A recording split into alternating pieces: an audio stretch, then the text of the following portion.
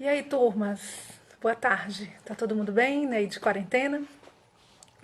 Hoje eu vou apresentar para vocês uma parte do nosso conteúdo que são relativos aos modelos organizacionais, Taylorismo e Fordismo, certo? Depois, no próximo encontro da gente, aí nós vamos estudar o Volvismo e o Taylorismo, certo? Eu optei por fazer assim, porque mesmo em sala de aula eu teria feito dessa forma, certo? E outra. E a gente revê um pouquinho dos conteúdos que foram apresentados anteriormente. E também nós vamos trabalhar o liberalismo econômico, o keynesianismo e o neoliberalismo, certo? Que é justamente para a gente poder compreender essa transição desses modelos de organização empresariais, certo? Então é o seguinte, antes da gente começar, vamos relembrar aqui o que nós vimos sobre as revoluções industriais, porque tem tudo a ver com o que a gente vai discutir, né?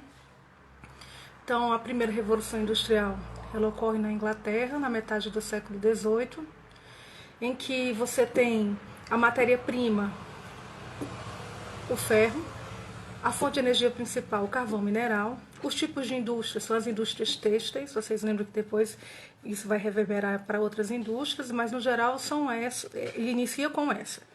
A outra característica dessa primeira revolução industrial é que você vai ter o carvão mineral como fonte de energia. Outra coisinha que eu estou tentando lembrar agora, né? Da primeira revolução industrial. Ela começa na Inglaterra e rapidamente ela se espalha para o que era a antiga Europa Ocidental e os Estados Unidos. Quando é na metade do século, no finalzinho do século XIX, início do século XX, a gente tem a segunda revolução industrial. Essa segunda revolução industrial ela é marcada pelos Estados Unidos, alguns países europeus, como a França, a Itália, depois a Alemanha e na Ásia o Japão. Então, na segunda revolução industrial, quem vai encabeçar são os Estados Unidos. As indústrias têxteis permanecem, mas agora a gente vai ter uma nova modelação, que são as indústrias petroquímicas e as indústrias automobilísticas. E é justamente nesse modelo de produção de automóveis é que a gente vai ter esses dois modelos que eu vou apresentar para vocês, esses modelos de organização das empresas, que é o modelo taylorista e o fordista, certo? Então, na segunda revolução industrial, vocês lembram que a gente discutiu como é que se dá essa configuração do espaço geográfico, o modo em que as empresas elas se instalavam, como é que se dava o aglomerado das empresas. Então, esse pensamento de como as empresas se organizam hoje, ele parte justamente dessa segunda revolução industrial. Eu acredito que quando a gente faz a exploração desse conteúdo, a gente geralmente trabalha dá exemplo das montadoras de carro. Mas vocês já prestaram atenção que tudo que a gente vai consumir hoje em dia, ele é padronizado. A não ser que você vá comprar algo artesanal. Mas de modo geral ele é padronizado. Você entra no supermercado, os supermercados são divididos em seções e cada seção vai ter lá os seus produtos e esses produtos eles são uniformes, não é? Eles são produzidos numa escala em que essa escala ela vai uma série de análises da produção para o público-alvo e nesse processo de produção o mínimo de recurso que pode ser utilizado, a maximização do tempo e até a questão visual, né, para o consumidor, ele é levado em consideração. Então a gente vai começar agora, eu vou apresentar para vocês as características gerais, certo? Vamos começar pelo taylorismo, porque realmente ele precede o fordismo. Só que, tanto que a gente explica, a gente fala no modelo taylorista-fordista, certo? Se eu pudesse fazer uma definição assim, com poucas palavras do que é o taylorismo é o como fazer, certo? E o que é o fordismo? É a prática. Né? Se pegou as ideias do taylorismo e se aperfeiçoou. Por isso que a gente fala em inovações técnicas, certo? Esses dois modelos que eu vou apresentar para vocês são inovações tecnológicas. Vocês lembram quando eu falei para vocês sobre as tecnologias disruptivas? Acredito que sim, não é? Que é uma maneira nova de se fazer algo. A inovação tecnológica ela quebra completamente com algo que vinha sendo feito e agora ela passa a ter uma inovação nessa cadeia produtiva.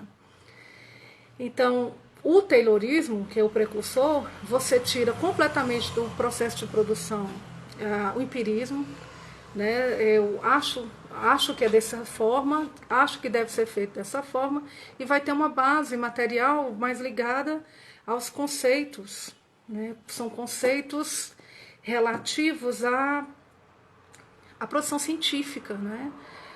São conceitos que são testados, são avaliados, e não mais no empirismo, certo? Então, no grupo foi enviado para vocês um slide, certo? Eu vou colocar os slides aqui e vou apresentando os slides para vocês e vou explicando o conteúdo, certo? Eu vou tirar o foco do meu rostinho e aí eu coloco aqui, certo? Espera aí que eu não sei como usa isso. Gente, outra coisa. Ontem foi a primeira aula nessa plataforma, né, que é o Instagram. Nem Instagram eu tenho para começo de história, né, e estou utilizando isso aqui com vocês. Nós vamos ver mais para frente a questão do liberalismo, liberalismo, keynesianismo e neoliberalismo. E assim, eu não posso deixar de falar isso, né? A gente está sentindo na pele o neoliberalismo, né? A gente está entrando numa discussão muito grande. Ou a saúde das pessoas, a população, ou a economia, né? E tudo isso nessa pegada neoliberal que nós vamos ver mais na frente. Mas voltando, certo? Vamos começar com o Taylorismo, que é esse modelo de organização do Frederick Taylor, certo? Deixa eu virar aqui a câmera. Assim, pronto. Ó, vocês devem estar com os slides aí, não é? Eu vou apresentando aqui para vocês, mas de maneira geral, o Taylor iniciou, né, o seu modelo de produção no início do século XX. Esse modelo de produção ele assumia o caráter científico na produção e o objetivo era a alta produtividade, certo? Vocês lembram quando a gente discutiu a primeira Revolução Industrial, que existia uma exploração muito forte da mão de obra, não é isso? O chão da fábrica, né, as condições de trabalho do trabalhador elas eram terríveis, o tempo de trabalho, a carga horária era muito exaustiva. Então, o Taylor, eu vou apresentar as características, depois vamos fazer as críticas, mas, no geral, o Taylor ele trouxe uma melhoria na condição do trabalhador, certo? Tanto no ambiente do trabalho, como a diminuição da carga horária, melhoria salarial. E o ambiente da fábrica ele foi modelado, certo? Então, deixa eu passar aqui para o primeiro slide. Aqui são as características gerais que eu vou falando para vocês, certo? O sistema taylorista, ele foi planejado a partir de etapas da produção, certo? E essas etapas, elas vieram para substituir justamente esse empirismo pelos métodos científicos. Então, o que é que o Taylor pensou? Ele pensou o seguinte, ó, vamos fazer a seleção e o treinamento dos trabalhadores, né? Hoje, tudo que nós vamos fazer, nós passamos por seleção, seja pelo trabalho na parte privada, como na pública. Na pública você ainda tem concursos que são mais elaborados. Para vocês verem como esse sistema organizacional, ele implica na vida da gente, né, na organização da nossa vida. Então é o seguinte, ele fez, né, foi pensado, como é que eu vou contratar o trabalhador? Agora é por seleção e treinamento de trabalhadores. Outra coisinha que o Taylor trouxe foi justamente esse controle do tempo na execução das tarefas, certo? Eu acredito que vocês já tenham visto os call centers, né? O call center ele te dá uma média de atendimento. Eu estou trazendo as ideias do Taylor para a nossa atualidade. Então, você pode atender um cliente, digamos que a sua média são de 3 minutos. Você pode passar 7 minutos, 10 minutos com o cliente, e você pode passar só 1 minuto e meio. Com quanto que no final do seu trabalho, você tem um tempo padronizado. Você tem que atender todos os clientes em média em 3 minutos. Então, todo processo produtivo agora tem um controle do tempo na execução das tarefas. Esse movimento, né, de controle é indispensável para favorecer esse aumento na produtividade. Outra característica do Taylorismo, eu vou até virar para mim, é justamente esse lance da hierarquia no trabalho.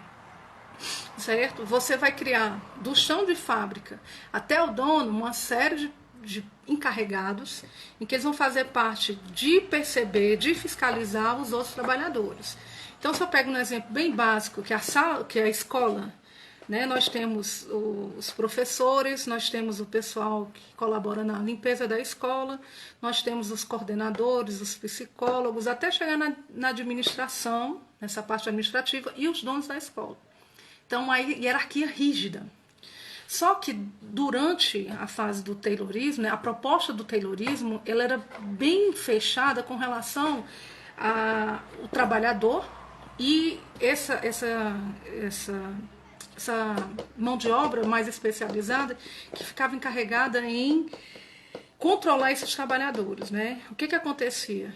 Eu, como trabalhador, eu tinha que executar a minha tarefa. Né? Eu não trazia o meu capital cultural para dentro da fábrica. Aquilo que era posto para eu fazer era só aquilo e pronto. Ou seja, existia uma barreira muito grande entre o trabalhador e essa galera da fiscalização, né? Esses outros trabalhadores que ficavam encarregados de monitorar os outros trabalhadores. Então, era aquilo que o patrão determinava junto com os altos executivos, e aí eles colocavam em prática e o trabalhador tinha que materializar essa produção, certo? Deixa eu voltar aqui de novo. Aí é o seguinte, deixa eu passar aqui o slide. Isso aqui é só para vocês acompanharem, mas eu vou colocando aqui no meus termos, certo? Para variar. Então, dentro do sistema taylorista, essa hierarquia era muito clara e rígida, não é?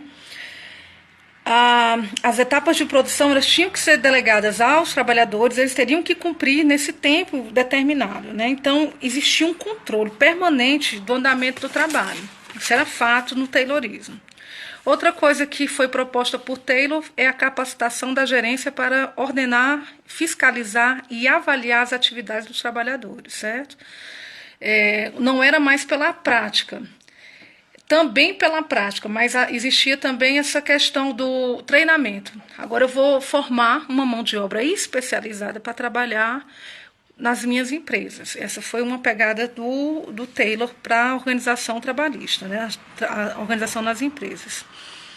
Então, essa especialização do trabalhador, ela foi uma das inovações colocadas no sistema taylorista.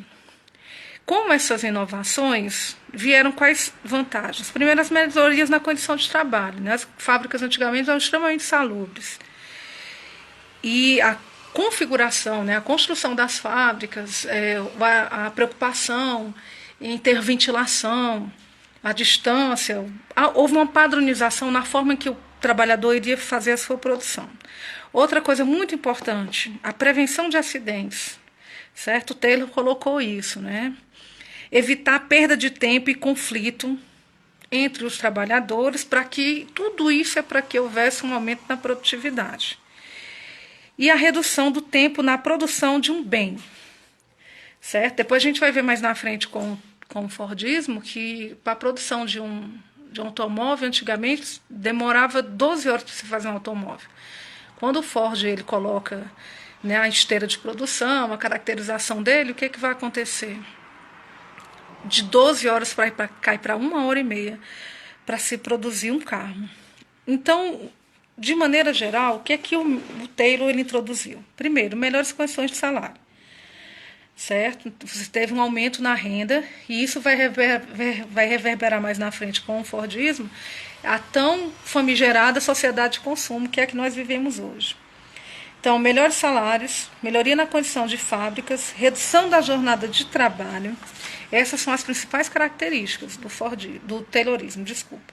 Só que esse sistema teve algumas falhas, certo? Vocês lembram quando eu falei inicialmente com relação à relação do empregador e do trabalhador?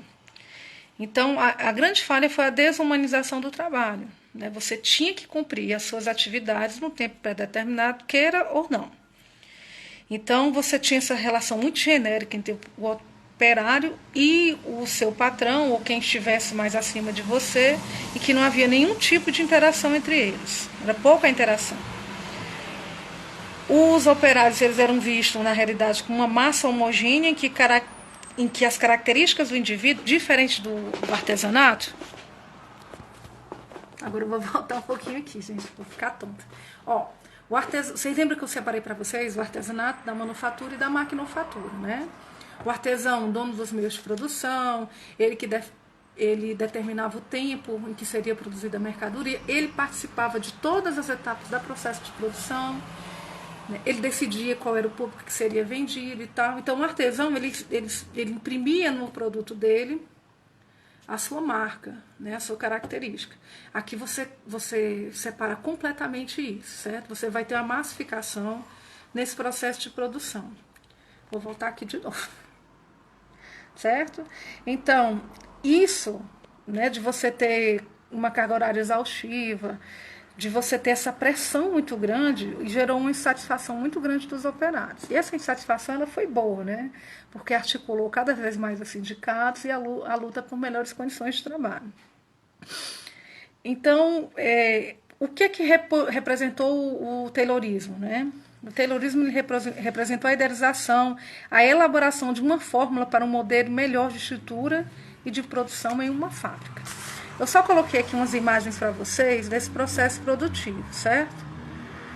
A turma do Enem da Manhã, eles puderam assistir um trecho do filme Tempos Modernos, que ele mostra muito bem essa especificação do trabalho, certo? Aí está aqui a outra, o processo de produção, a organização do trabalho. E agora nós vamos começar com o Fordismo, certo? Com Henry Ford. Até aí tudo bem, né? Então, entendido? Então, o Taylorismo foi a maneira que se faz, né, a fórmula para se fazer algo, e o Fordismo ele pôs em prática. Então, por isso que são inovações tecnológicas. Então, nós vamos começar agora com as características do Fordismo. Deixa eu mudar aqui para vocês. Espera. Ô, gente, eu morro não me acostumo com isso. Espera aí. Esse aqui não ficou muito legal não, mas vamos lá. Com relação ao Henry Ford, certo? O Henry Ford, ele implementa, tem uma data, né, que é em janeiro de 1914, que é criada esse sistema fordista, as indústrias Ford, e que é justamente, 1914 ele vai pegar o quê? Início do século XX. Então, vocês lembram que nós discutimos. Final do século XIX, início do século XX, começa a segunda Revolução Industrial. Então, o que é que o Henry Ford ele vai trazer como novo? Primeiro, o lance da inovação tecnológica, né? Lembra que é inovação tecnológica, esse desenvolvimento de métodos produtivos mais eficientes e que representam mudanças significativas das formas de produção, diferente das tecnologias disruptivas que nós estamos vivendo hoje. Então, o que é que o Henry traz? Essa inovação. Quais são essas inovações? Primeiro, a linha de montagem. O Ford, ele vai ter a ideia do seguinte: no sistema, antigamente, como se ia produzir um carro, era mais ou menos assim. O carro era colocado, a base do carro era colocada e todos os trabalhadores, juntos, eles produziam esse carro. Estou dando exemplo do carro, certo? Já que a grande mudança vai ser nas indústrias automobilísticas, depois vem para as outras. Mas todos os trabalhadores que estavam ali na produção do carro, eles sabiam como se produzia um carro. Né? Então, eles detinham todo o processo de produção. Quando o Henry Ford ele vem com a ideia da esteira, da linha de montagem, o que vai acontecer? Cada trabalhador agora vai ser mais ainda especialista de uma parte da produção. Então, enquanto antes do moderno Fordista, todo mundo sabia qual era o produto final, o que se estava produzindo, quais eram todas aquelas etapas para a produção, no Fordismo, o que vai acontecer? Ai, gente, peraí que eu tô cansada. Aí é o seguinte, o que vai acontecer? Ele vai colocar aquela esteira, que eu vou mostrar as imagens para vocês, que a galera do Enem da Manhã, a gente discutiu quando nós vimos a segunda Revolução Industrial no filme do Charlie Chaplin. Tem colocada a esteira e cada trabalhador vai fazer parte de um processo de produção. Então, eu era especialista em colocar o pneu direito do carro, né? Já o Ramon era responsável por colocar o pneu esquerdo, e assim vai no processo de produção, cada um com a sua etapa de produção, certo? Essa é a grande característica dele. E aí isso viabilizou o quê? Esse aumento na produtividade.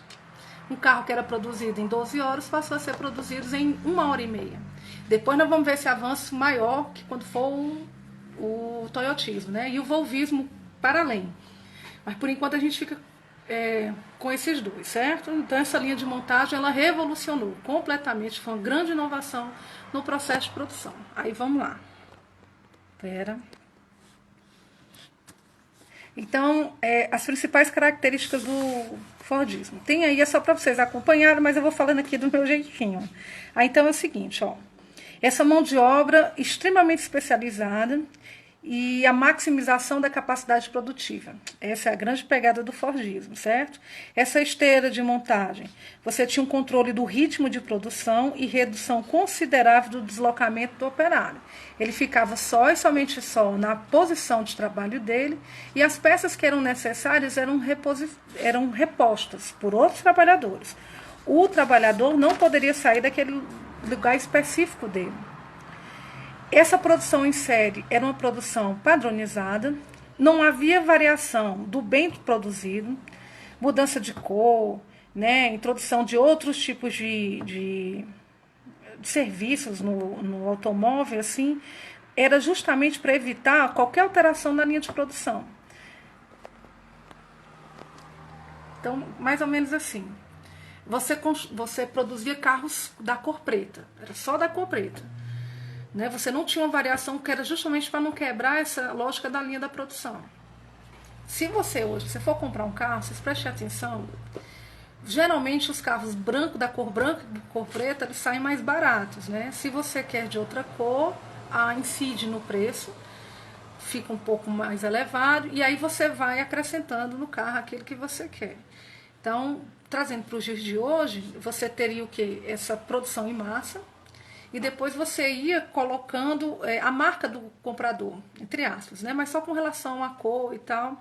Mas, no geral, essa produção era o quê? Era única. Aqui no Brasil, a indústria Ford, no Brasil não, no mundo todo, né? A grande marca dele é o Ford T, que é o carro, que aqui no Brasil se chamava de Ford Bigodudo, né? Para variar, aqui no Brasil tudo a gente muda um pouquinho. Mas, no geral, é isso. Deixa eu voltar aqui. Espera aí, que senão me empolgo. Então, essa produção em série, de novo, em série era padronizada, não havia variação do bem produzido, mudanças de cor, introdução de opcionais, de nada. Certo? E isso tudo para não, de forma alguma, atrapalhar na linha de montagem. E a produção em massa, a fim de reduzir o custo no final da produção. Quando a gente for ver o toyotismo, nós vamos ver que vai ser o contrário. Aqui você produz várias mercadorias para chegar ao mercado consumidor num preço menor, para se tornar mais acessível. Até a questão da qualidade, quando a gente for ver o toyotismo, eles vão ter uma pegada diferente. Então, aqui você produz para chegar no mercado consumidor. Hoje em dia, você tem um mercado consumidor que procura determinada mercadoria. Isso eu estou falando da indústria automobilística, certo? Então, outra coisinha muito interessante, a transformação do espaço geográfico. Gente, vocês tenham cuidado com esses dois termos, economia de escala e economia de aglomeração, certo? Todos eles representam a mesma coisa. Mas eu já vi em algumas provas aí, questões, que fala de economia de escala e economia de aglomeração. Então, o que é economia de escala? Tem uma frase que ele diz, que ele define o que é economia de escala, que é indústria atrai indústria. Qual era a pegada das indústrias antigamente? Todas elas tinham que ter um fator locacional. Ou seja, qual seria o melhor local para eu instalar as minhas indústrias? Justamente próximo às jazidas que tinha a matéria-prima, a fonte de energia necessária. Aqui tinha também a matéria-prima. Próximo ao mercado consumidor, as áreas de escoamento da produção, tanto que você vai ver que no início da Revolução Industrial, na primeira e na segunda, as grandes indústrias elas vão estar onde? Elas vão estar próximas a portos ou próximas a jazidas, em que você tenha toda essa aglomeração, por isso que é economia de aglomeração, que faz com que as indústrias elas complementem uma outra. Então, eu tenho uma montadora de carro. Vizinha a montadora de carro, eu tenho que ter o quê? Uma fábrica de pneus, uma fábrica de amortecedores, uma fábrica de bateria, uma integrando o processo de produção da outra, certo? Quando a gente chegar no toyotismo, nós vamos ver que essa pegada não existe mais, né? A gente não precisa disso até pelas inovações tecnológicas, a terceira revolução industrial. esse lance do aumento na velocidade dos transportes e assim por diante. Mas como a gente está falando do Fordismo, então vamos lá. O Fordismo ele propiciou isso, essa economia de escala ou economia de aglomeração, certo? Tem outro termo que se chama deseconomia de escala. A deseconomia de escala ou deseconomia de aglomeração é quando as indústrias elas começam a sair, né, dessa aglomeração e elas vão para lugares que a gente vai chamar de lugares de atração. Esses lugares de atração são aquelas cidades, os municípios que eles ofertam isenções fiscais para atrair essas indústrias, né? Que isso a gente vai chamar de guerra fiscal. Ou guerra dos lugares, que também tem gente que coloca esse termo, né? Cada município agora se torna autônomo para poder atrair essas indústrias. E aí aqui no Brasil, nas décadas de 90, você começa o processo de deseconomia de escala. Né? Não é que o Sudeste se desindustrializou, mas é que as indústrias, no lugar de se instalar aqui no Sudeste, elas vão buscar o Nordeste, elas vão buscar a região Norte. Meu Deus do céu, São Paulo ligando, peraí, que horror. Elas vão buscar o Nordeste, o Norte, a região Norte, que eles vão ter o quê? Eles vão ter esses atrativos, né? No caso, seria isenção fiscal, mão de obra mais barata e assim por diante. Então, quando você pensa em aglomeração de escala, é no sistema fordista, certo? Espera aí. Credo. Então, vamos lá.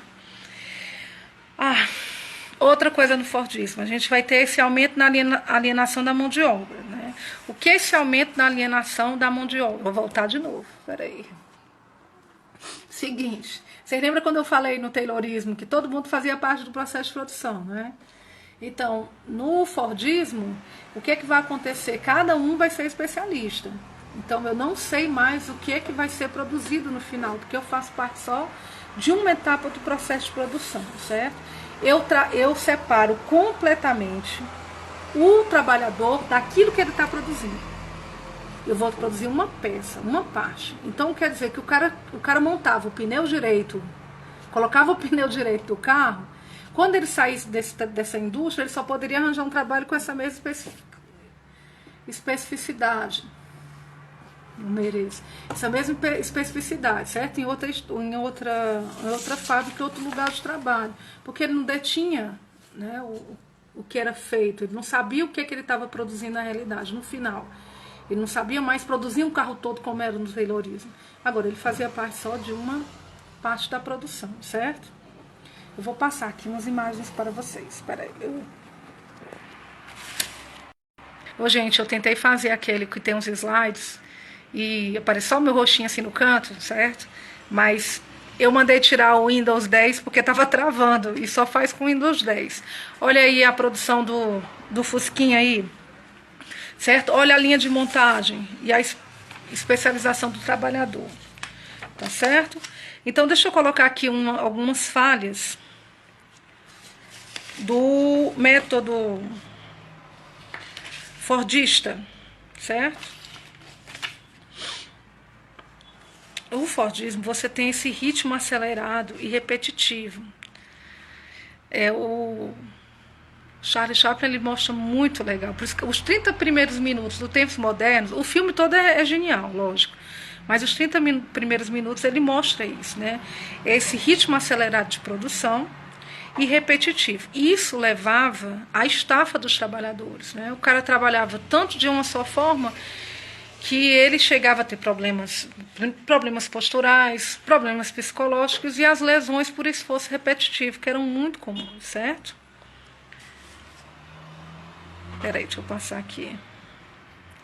Essa produção em massa sempre ela visava essa redução dos custos, certo? E aí o que é que você tem? Isso aqui é só uma charge, que eu adoro essas charges, certo? Vou me aposentar amanhã e sabe o que vou fazer? Andar até o final desta linha de montagem e descobrir o que estou fazendo há 30 anos. É bem característico do sistema fordista. E eu já vi muitas questões de Enem, essa tirinha aí, para você associar ao modelo fordista de produção, certo? Aqui é uma diferenciação para vocês do Taylorismo para o Fordismo, sendo que os dois são complementares, certo? No sistema taylorista você tem a divisão do trabalho, a preocupação com os excessos, Ou seja, você não, essa preocupação com os excessos que ele coloca aí é com relação ao desperdício, né? Você não pode ter tudo é pensado para que não haja desperdício. E as linhas de montagem. Aí o Taylorismo ele vai influenciar diretamente o Fordismo, né? Aí o Henry Ford cria as esteiras de produção, a produção em massa, que eu vou ter uma grande produtividade para que o preço diminua, e aí esse preço menor ele favoreça o consumo na população. E essa queda de preços, ela vai gerar justamente, ela vai forjar a nossa sociedade de consumo atualmente. É o termo prêt-à-porter, né, que é feito pronto, consumido pronto, é uma coisa assim. Que ele é relativo a... Antigamente você tinha, para produção de roupa, você tinha as costureiras e tal, e agora você compra a roupa pronta. Você vai numa loja dessas da vida, né, que você tem a calça jeans, né, uma característica desse sistema aí. Você tem uma característica, que é um tipo de tecido. Esse tipo de tecido ele tem um modelo específico, e esse modelo ele tem a numeração. Né? Então você tem um padrão que você tem que se adequar a esse padrão. Super interessante. E aí a gente tem essa transformação da sociedade a partir do Fordismo, que é essa sociedade de consumo. A gente vê que até 1929, o que vai acontecer? Você tem um liberalismo econômico. Com a quebra da Bolsa de Valores de 29, há preocupação em não deixar que as empresas se autorregulem. Né? A mão invisível do mercado, ela na realidade não deu certo. E aí o que vai acontecer? Lá vem as ideias do Maynard Keynes, e aí o keynesianismo ele vem para fazer com que o Estado ele deixe de ser mínimo e ele passa a intervir na economia. E essa intervenção do Estado, né, o keynesianismo, ele vai trazer o que a gente chama de estilo de vida americano, né, o way of life norte-americano, em que ele vai induzir ao resto do mundo todo essa massificação na produção e justamente essa sociedade de consumo que nós temos hoje, certo?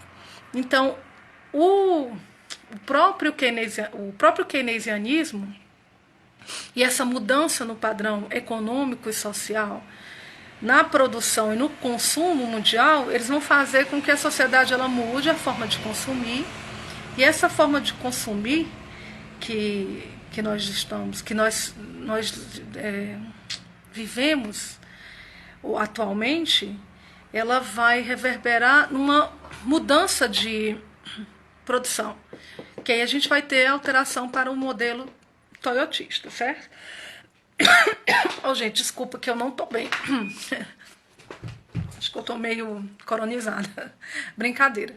Mas no geral foi isso, certo? Então eu espero que essa epidemia passe logo para a gente poder se encontrar. Na próxima semana, né, se permanecer a quarentena, a gente vai com o toyotismo e o taylorismo. Desculpa, o toyotismo e o volvismo. E aí eu peço que vocês respondam as atividades que tem na apostila de vocês. Leem, dê uma lida lá na apostila de vocês. E qualquer dúvida, no grupo tem lá meu WhatsApp, eu vou passar o meu e-mail. A dúvida na questão para responder, vocês podem enviar para mim, que a gente faz a discussão, certo? Pelo menos eu esclareço as dúvidas de vocês. Que pena que a gente não está junto, né? Mas vai dar certo. Beijo para vocês, bom final de semana e boa quarentena, né? Vão estudar que dá certo. Tchau. Como é que serve isso aqui? Tá aqui.